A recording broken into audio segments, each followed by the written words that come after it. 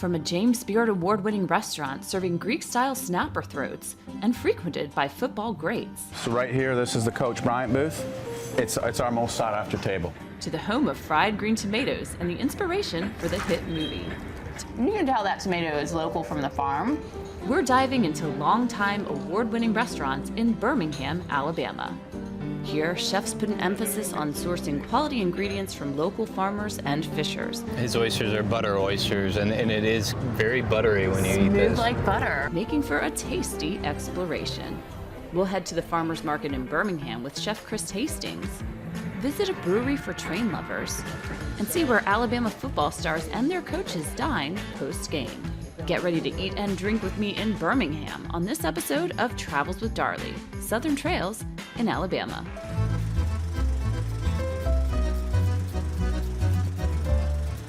I'm traveling to Bessemer, Alabama, a sleepy suburb of Birmingham with a nationally designated historic district and James Beard award-winning restaurant that's been family-owned since 1907. Honored as an American classic restaurant by the James Beard Foundation, the Bright Star was founded by Tony Bondouris, who came to Bessemer from Greece in the early 1900s. The Bright Star's Andreas Anastassakis is introducing me to his family's legacy. Right here, the man in the middle, the picture here, that is Mr. Tom Bondouris. So he is the founder of the Bright Star. I've stepped inside the diner-esque large main entrance hall with its gray tile floors and green walls lined with old black and white photographs. How does it feel to carry on this family legacy? This is a place that just, had a vision in 1907 and just continued to reinvent itself. Bill Koikis' son, Jimmy Koikis, who is my cousin, his brother, Nicky Koikis, came in 1969. So 1969, they took it over together. So my grandmother was their mother's sister. And, neither one of them had children, and they made me the offer to come here and be a part of the Bright Star, and it took me about 10 seconds to decide yes. Andreas was living in Canada at the time and working as a chef and restaurateur when his southern family asked him to move to Birmingham to keep the Bright Star shining and in the family. The restaurant is laid out as a series of large rooms, many lined with red diner booths, and a few with special wood-paneled dining rooms. So what we feature here is private dining for 8. So we close all these dividers. Wow. And we have our private rooms. Andreas takes me towards the back to see some of the original spaces, which haven't changed much over the last decade. So right here, this is the Coach Bryant booth. It's our most sought-after table. So if you're a football fan, this is the booth for you. This is where you want to sit. So, and the reason that Coach Bryant sat in this booth, okay, he had 2 ways to get in here. If he came in here after a big win, he walked through the front door and he took his time and walked down here just like we did, and the whole restaurant cheered for him. If he was in a bad mood after a loss, he snuck in through the kitchen and nobody would know he was here.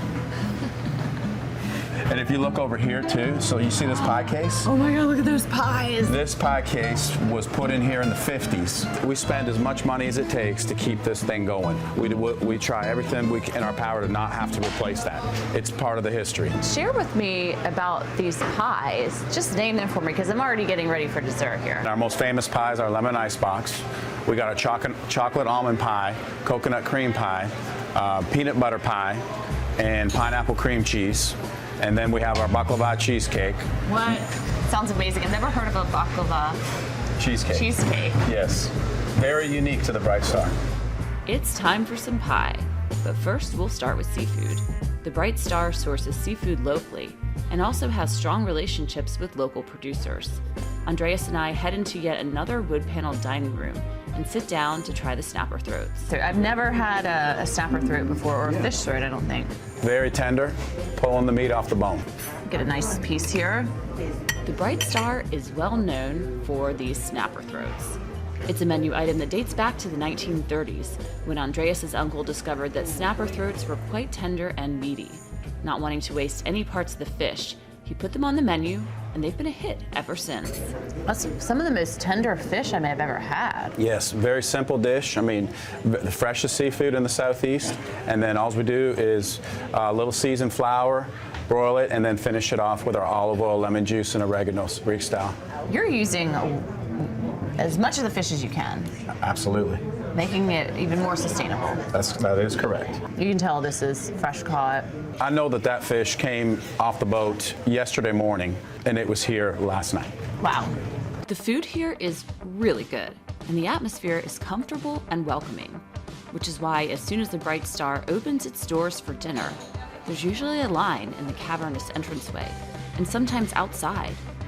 And the restaurant is home for many locals, some of whom eat here a few times each week. Everything has been so good. I can see why people will come here every week. We're very blessed. A lot of people come here and come a long way to see us. I mean, I could get addicted to this. I have places that I go in my area where I go a couple times a week sometimes because I love it. It's so good. Yes. And you can't, I mean, I don't know if I could do this at home. I couldn't do this at home, but you bring your home style Greek flavors to this place. That's right. Why people love it. That's exactly right. This is home. The Bright Star is home. That's what makes it special. My next restaurant and chef also takes pride in sourcing local ingredients and is also a James Beard Award winner. Chef Chris Hastings invites me to Birmingham's Creative District at Pepper Place to Hot and Hot Fish Club. This restaurant is housed inside the old Martin Biscuit building. As I arrive, Chef Hastings is making an elevated shrimp and grits for our lunch in his bright, open-air kitchen. I stand beside him at a large blonde wooden island as he slices and dices. Chef, you were pioneering farm to table before we even called it farm to table back in the 90s. That's correct. We opened in 1995 and there was no term for it, and we lived farm to table every day. For me, it signifies our commitment to local, and I get to tell a story about all my friends who, grow things, raise things, make things, and it just is a part of who we are as a restaurant and who we are, just fundamentally as a member of a community. He's plating up this dish in a gray, handmade ceramic bowl with layer upon layer of grits and goodness. First, we're going to put the nice little dollop of the grits. It's not too much because it's rich. So we're going to put the crepe vignette on top. Then we're going to take the butter sauce and put it around the grits. Drizzle a little bit of the Calabrian chili oil on. And then we're going to top it off with a nice little piece of the ham. This looks nothing like your grandmother's shrimp and grits, right? A lot of these ingredients are very local, and I haven't had them, and that's going to make it a really cool experience. And really understand what my voice is as a chef, and what my voice is what I source from really committed people. This is our voice of our place in our season of now. Cheers. We go in to take a bite. Wow. I'm good with that. How about you? Fantastic. The grits have such a wonderful flavor. That's the real trick to good cooking, is that you're building flavor, right? The grits have to be built. So then there's the process of making the crepe vignette. Then there's the sauce, and then the ham, and the Calabrian chili oil. All of it together makes kind of one even palette of deliciousness, right? Just steps away from Hot and Hot Fish Club, local farmers sell to restaurants and locals at the market at Pepper Place, an outdoor farmers market surrounded by shops and restaurants and brimming with local salsas, tomatoes, duck eggs, and pastries. Chef Hastings scopes out new sources for unique products, and I tag along to help and taste. I'd like to buy local duck eggs instead of buying them from somewhere else. Thank you very much. I'm Chris. Trevor, pleasure.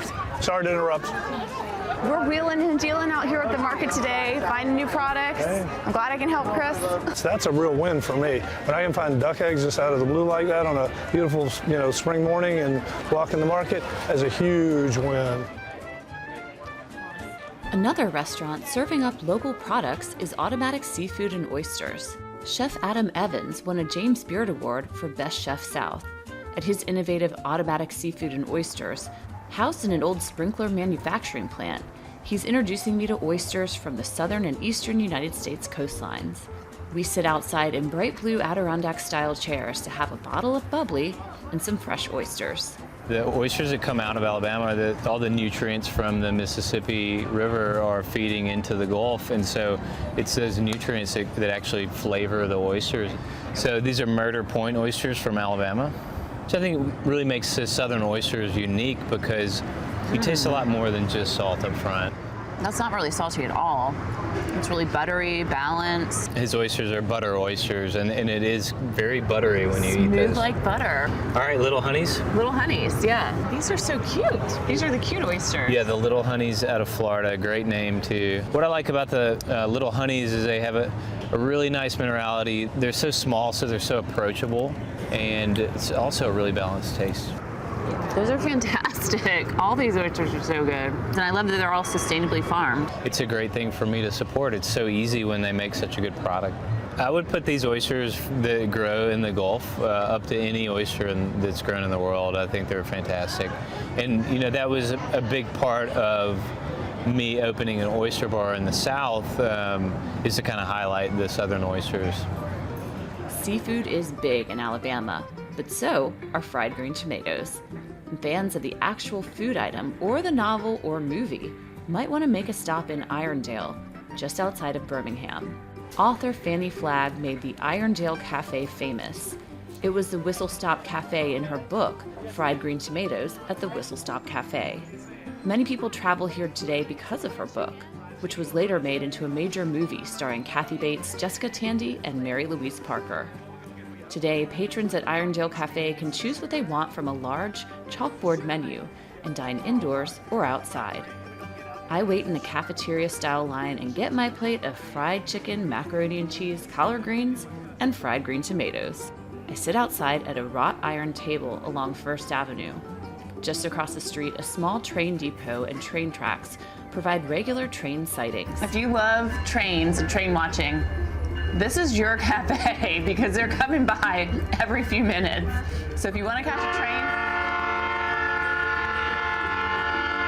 you can see them and hear them inside or outside at Irondale Café. It's time to taste the famous fried green tomatoes. That's a good fried green tomato. You can tell that tomato is local from the farm. I talked to the owner, Jim, and he said it is. And it's just fried up really nicely. Crisp on the outside, juicy tomato on the inside. And of course, you have all the lore behind this place, which makes eating a fried green tomato here so special. Another spot where history is at the forefront is also popular with those who love trains. Back 40 Beer Company is an Alabama craft brewery located beside a National Historic Landmark, Sloss Furnaces.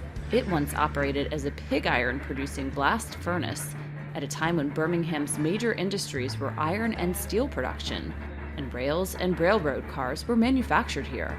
Today at Back 40 Beer Company, you can sit in rocking chairs or tables on a giant outdoor porch or in the grass and peer over at the rusty red towers of the blast furnaces, which operated from 1882 to 1971. If you do sit outside, you most definitely will also spot trains. Back 40 is located alongside train tracks, which get quite a bit of action. Back 40 owner Doug Brown sits down with me for a beer, just as a train rolls by. Welcome to Back 40. There are 37 trains a day that go by here. So Birmingham is a train town, if you didn't know that. People Yes. love it. And when I actually counted the trains when we were considering leasing this, and people love coming here, and especially with the kids, watching the trains go by. It's the world moving around you. Let's just tell it like it is. Absolutely. Like, we have commerce happening. Yeah. We have people enjoying themselves, and we have this beer that you have chosen called Bridge to Hope. The beers at Back 40 are unique, with some aged in bourbon barrels, and IPAs made with orange juice and a special enzyme to eat away at residual sugars, leaving a champagne-like consistency. This does not taste like any beer I've had before, and I've tried a lot of beer. What's going on? Well, it's an Imperial Brown Ale, but it has the extra special conditioning that we put it in a barrel for about 14 months. And it was a Four Roses barrel out of Kentucky. So you're tasting a lot of that bourbon that's coming out of that barrel. So you have champagne beer and bourbon beer here. Well, I've been thrown for a loop on this beer tasting experience. I can tell you that right now. But I like it. I guess that's Birmingham for you. Yeah, absolutely, absolutely. It's all local. That local flavor. All right. with places that take you to drink and dine with great train spotting and reminders of literature and movies, to award-winning chefs sourcing what's farm fresh in Alabama. Birmingham's food scene is strong and tasty. Thanks for joining me in Alabama for this food tour adventure. Tune into my other podcasts from Alabama covering great places to eat in Mobile and Montgomery, and continue the journey to other locations with food history and culture with locals as your guides on Travels with Darley, the podcast.